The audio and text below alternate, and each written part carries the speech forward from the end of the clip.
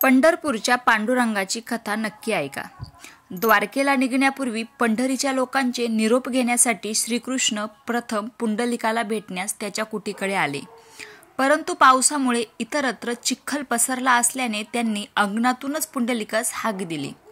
साक्षात विष्णुदेव आपल्या दाराशी आलेले पाहून तो गहिवरला आणि आदरभावे म्हणाला, पांडुरंगा, माझ्या आईवडिलांची मी प्रातविधी उरकत असल्याने कृपया तुम्ही कुटीत येऊ नका। मी थोड्याच वेळात बाहेर येईन। इतरत्र चिखल असल्याने त्यांनी हाताजवळच असलेली एक वीट उचलली आणि त्याला मनोभावे नमस्कार करून स्वतःच्या व आईवडिलांच्या माथी स्पर्श करून ती त्याने अंगणात टाकली आणि ही पांडुरंगास विनंती केली की मी बाहेर येईस्तोवर चिखलाऐवजी या विटेवर कृपया तुम्ही उभे राहा। श्रीकृष्णाने देखील भक्ताच्या विनंतीला मान देऊन आपले दोन्ही हात कटीवर ठेवून भोळसपणे त्या विटेवर उभा राहून त्याची वाट पाहू लागला।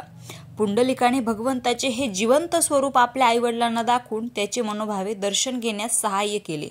श्रीकृष्णाने देखील अगदी खुशीने हात उंचावून त्यांच्या नमस्कारास विनम्रतेने धन्यवाद दिले आणि इथूनच नियतीच्या मनात पुढे काय घडायचं होतं हे खुद्द श्रीकृष्णास सुद्धा कळले नाही। एक घटका होत आला तरी पुंडलिक बाहेर आला नाही आणि इकडे गावातील बरेच लोकांमध्ये त्याच्या अंगणात उभे असलेल्या चिंतातूर पांडुरंगाला म्हणजे श्रीकृष्णाला बघून शंकेची चर्चा सुरू झाली। थोड्याच वेळात त्याच्या कुटीसमोर भरपूर जनसमुदाय उभा झाला। तसेच श्रीकृष्णांना परतण्यास उशीर का होतोय हे बघायला रखुमाई देखील तिथे आली। पांडुरंगाच्या हाकेला पुंडलिक बाहेर का येत नाही म्हणून एक सदगृहस्थ त्याच्या कुटीत जाऊन बघतात तर काय, पुंडलिकाचे आई वडील मरण पावलेत आणि त्याच्या चरणी लीन होऊन त्याने स्वतःचे प्राण देखील त्यागले आहेत। पांडुरंगाला ही बाब कळाल्यावर त्याने आपल्या दिव्य दृष्टीने पुंडलिकाच्या मनातील गोष्ट जाणली आणि जनकल्याणाप्रती त्याची अपार विष्णुभक्ती पाहून उपस्थित जनसमुदायासमोरच त्याच्या आत्म्यास पाचारण केले आणि म्हणाले, या कलयुगात भक्त प्रल्हादापेक्षाही तुझी माझ्याप्रती असलेली भक्ती श्रेष्ठ मानली जाईल। त्यामुळे माझ्या कोणत्याही पूजेत प्रथम तुझेच नाव आवर्जून घेतले जाईल। पुंडलिका, तसेच जनकल्याणाप्रती असलेली तुझी आस्था पाहून मी अत्यंत प्रसन्न झालो असून आता जसा विटेवर उभा आहे त्याच स्थितीत पाषाण स्वरूपात ह्याच पंढरीत पुढली 28 युगे माझ्या सर्व भक्तांना मी अखंड दर्शन देत उभा राहीन।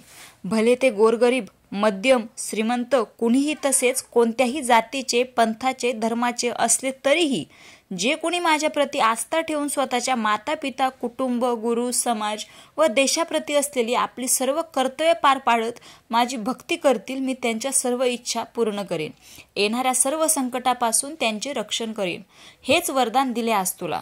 असे म्हणून आहे त्याच ठिकाणी पाषाण मूर्तीत रूपांतर होऊन पांडुरंग अंतर्धान पावले। ही संपूर्ण घटना पाहिल्यावर थोड्याफार अंतरावर थांबलेल्या रखुमाईने देखील आहे त्याच ठिकाणी पाषाण मूर्तीत रूपांतर होऊन अंतर्धान पावली।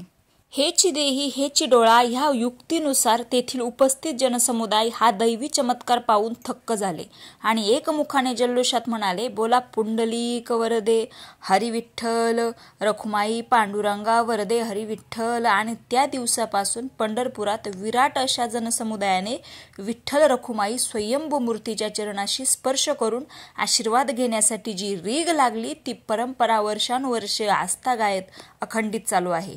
अशा तऱ्हेने साक्षात वैकुंठवासी द्वारका निवासी श्रीकृष्ण रुक्मिणी पृथ्वी तलावर पुण्यनगर नगरी पंढरपुरी पाषाण स्वरूपी स्थित झालेला पवित्र दिवस म्हणजेच ही आषाढी एकादशी।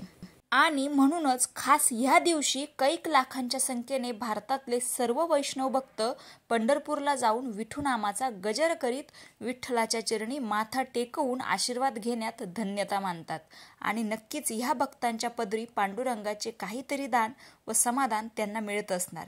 अन्यथा संत ज्ञानेश्वरांनी अंदाजे 750 वर्षापूर्वी काही 50 संख्येने सुरू केलेल्या वारी प्रथेला आज कैक लाखो भाविकांची वर्णी लागली नसती, हे आपल्याला मान्यच करावे लागेल।